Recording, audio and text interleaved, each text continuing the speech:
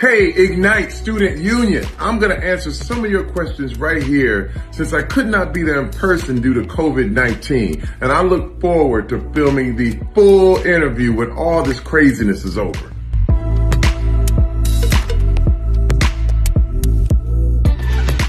Did I ever envision becoming an actor? And if I weren't an actor, what do I think I'd be doing now? I never ever wanted to act, ever. Never saw myself as an actor. Even as a kid, I was like, I didn't see myself on that side. I was a creator. And once I saw Star Wars, I knew I wanted to be in the entertainment industry, but I wanted to be behind the scenes. I wanted to create and write and make stuff. And I actually thought I would be a special effects artist because I was an artist, painting, drawing, the whole thing. And when I moved to LA, I saw myself as a filmmaker, and I actually have my portfolio in at Disney as an artist for animation. I was trying to get anything behind the scenes, which is crazy. DreamWorks, Hanna-Barbera, all this stuff. My portfolio was there, but all of a sudden, a friend of mine invited me to an audition. It was the first thing I ever auditioned for. It was a TV show called Battle Dome, and I got it. It's crazy. My life changed. So now 20 years later, here I am. Next question. Brooklyn Nine-Nine is known for making people laugh, but on the Moo Moo episode in season 4, it took a different approach where my character got racially profiled. Can I speak on the significance of building awareness on an issue that is still prevalent in society today? Yes. I think it's very, very important that we speak up, about any issue. I've been a part of the Me Too movement. I've dealt with racism.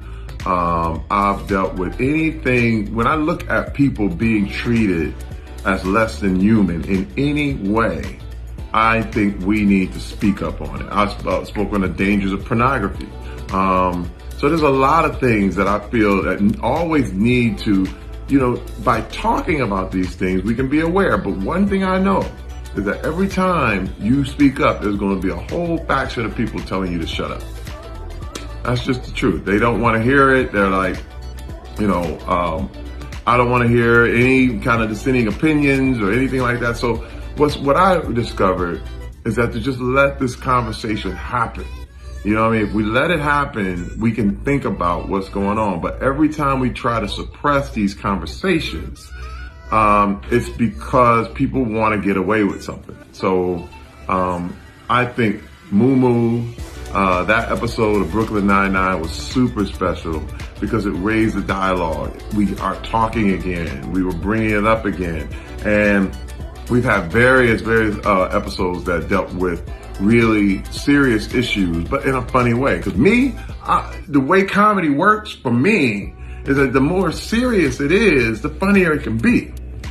I mean, when you look at the best comedians, from Richard Pryor to George Carlin, they dealt with very serious subjects, but always in a hilarious way. Even Chris Rock, you know what I mean? So this is I think this is the new thing. One thing, when you look at TV and television and entertainment now, is that the dramedy has really taken hold because, people want their comedy and they want a little more. I think in this new socially conscious era, we have to be able to give more. So I'm glad we're able to do that. Now that the world is practicing self-isolation, how do you manage dealing with so many projects at home while being a father at the same time?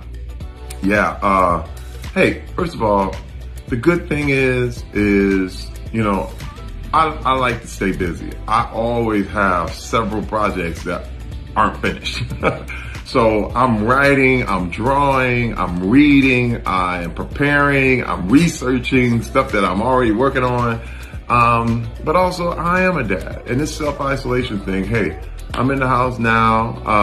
My one daughter is in boarding school in Texas right now. And my son is here, he's 14 years old. And I have adult daughters, 3 other adults. And, we're all, good thing is, we're not stuck here. I don't have little kids anymore. But at the same time, we're all communicating with each other, and we know how important this is. I had to talk to my kids about what kind of world this is. And, one thing I look at this thing, when I look at the COVID-19, the way I'd like to put it is it's like a peanut allergy. You know what I mean? I can eat peanuts, but if you take those peanuts around someone who's deathly allergic to that thing, it could kill them. And therefore, we have to really, really be careful and be responsible and know that this is very serious. It might not be that bad for me, but it could lead to death for someone else. So we're taking this serious. I mean, we don't need to lose one life, not one. So I'm willing to isolate. And once we get everything under control, we get enough ventilators, we get enough tests, and we make this thing happen, everything's going to open up again. How have my time management tactics changed now that I'm home all the time? Yeah. You know what? You got to organize yourself. You know what I mean? You got to make sure you don't just sleep all day, which I would never do. But I literally got up I get up at 4 a.m. to train myself to continue a schedule. I stay up at 4, get my day started. Now I'm cleaning a lot, laundry a lot. But I like being busy. I've always got a project. I'm digging out things, cleaning out stuff, you know what I mean? Boxing things up and organizing my life. I'm here. So now I'm organizing, things you see behind me. I'm going to start doing some sketches, on camera. You know what I mean? And sketching live and the whole thing. So plans and things that I always wanted to do, I'm still doing. Thank God that this era of media and the social media thing and the fact that I could talk to you right now and film this myself. Hey man, when they had the Spanish flu or bubonic plague, you were really stuck. So we are alone together, which is really cool right now. Do you have any advice for students that may feel afraid of going into the workforce for fear of rejection? Yes. First of all, you will be rejected. But one thing I realize is that with people, when one side of somebody doesn't like you, you finally work your way through this. It's almost like you have to collect your nose. You have to think like a salesman. All the greatest salesmen in the world go and know that they're going to get a large number of no's. You must collect them. You must get your rejection. There is no other way. The only way to what you want is through rejection. So once you get enough no's, you're going to start to see yeses. You're going to start to see people who are on your side, and you're going to learn.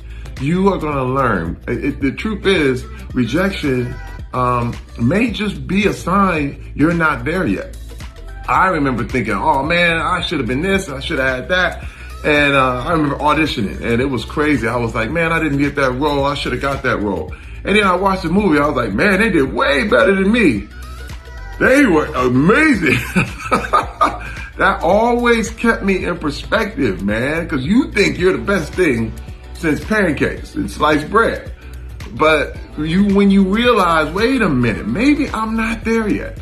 Maybe this is not for me yet. And that helped me, man. By collecting those no's and getting them, it helped me to adjust to, this whole new life. And now I realize rejection is part of the game. It's part of the whole thing. And I learned it's a learning tool to me. And it still hurts. Rejection doesn't go away. It's always painful. It's just no other way around it. It's just like a hardcore workout, man. You know what I mean? It's like, it's gonna hurt. This right here is gonna hurt. Leg day is going to be painful. You're going to limp. But when you heal, you're gonna be stronger than you've ever been before. Can you provide some words of wisdom to help students get through this unprecedented time in history? If you have ever read a history book, you will know that this still is the best time on Earth's history. When I look back, even 30 years earlier, if I had been born, I was born in 1968. If I was born in 1938, I would probably be lynched for some of the things that I'm trying to do. Just for even mentioning it. And that's a reality, man. That's my reality. So whatever culture you're from, whatever place you're from, you have to know that things eventually improve. Now, what's happened is the media and the fact that news gets around very fast allows you to feel like the world is crumbling. But the big thing is you always have to know that right now is the best time. Right now is your opportunity. I think that, we need to look at this time as an opportunity. I think when I look at COVID-19, I think, now everyone is looking at each other as human beings. It used to be the East and those guys over there, or those guys down there, or way over in Africa, or down there. And now people used to be like, we need to strengthen our borders. But the truth is, now we're looking at each other as we're all one world. I think for the first time in history, we are truly unified against a common enemy. It's unprecedented. I view this as an opportunity, and now we can see each other for who we really are, and we can respect each other. I look at the solution for this thing may not come from America. It may not come from Canada. It may come from some place over in Russia or in Africa or in South America. Or when I look at what South Korea has done in order to fight this virus, I'm like, man, they might save the world. And so we have to always look at each other now as human beings, full-fledged. And I'm thankful, man. I can't wait to really expound and talk to you guys. I know we postponed it, but man, for a good reason. And I'm looking forward to seeing you soon. This is going to be amazing. We are going to get stronger. We're going to get better. We're going to come through. It's going to be, I'm just bring that Oh man, love you guys. And I will talk to you soon. Thank you for letting me just answer some of these questions and give you a taste of what's going to happen. Thank you so much. I got so much more to talk about. So much more. All right. Talk to you soon.